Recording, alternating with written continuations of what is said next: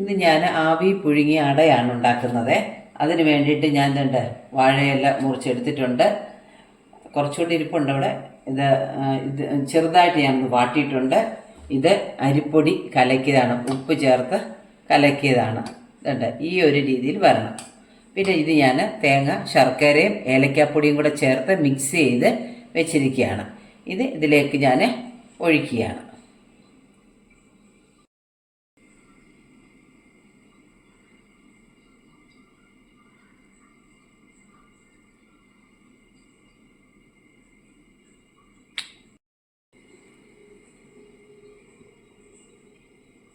മധുരമൊക്കെ അവരോട് ആവശ്യത്തിന് ചേർത്തേക്കണേ. ഞാനധികം മധുരമൊന്നും ചേർത്തിട്ടില്ല, ഇവിടെ അത്ര താല്പര്യമില്ലാത്തതുകൊണ്ട്.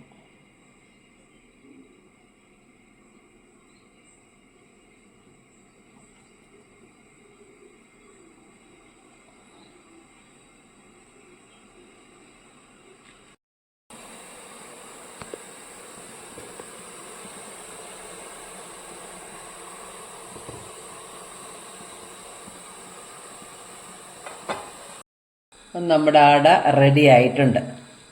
നോക്കിക്കേ, ഉണ്ടാ? ആഹാ, നോക്കിക്കേ, നല്ല സൂപ്പർ അട ശരിയായിട്ടുണ്ട്. ഓക്കെ, ഇപ്പം നാറ് കഴിയുമ്പം നമുക്ക് കഴിക്കാം. എല്ലാവരും ഉണ്ടാക്കി നോക്കണം. ഉണ്ടാക്കിയിട്ടില്ലാത്തവരൊക്കെ ഉണ്ടാക്കി നോക്കണം. എൻ്റെ ചാനൽ കാണണം, സബ്സ്ക്രൈബ് ചെയ്ത് തരണേ, ലൈക്ക് ചെയ്യണേ, കമൻറ്റ് ചെയ്യണേ കേട്ടോ. Thank you.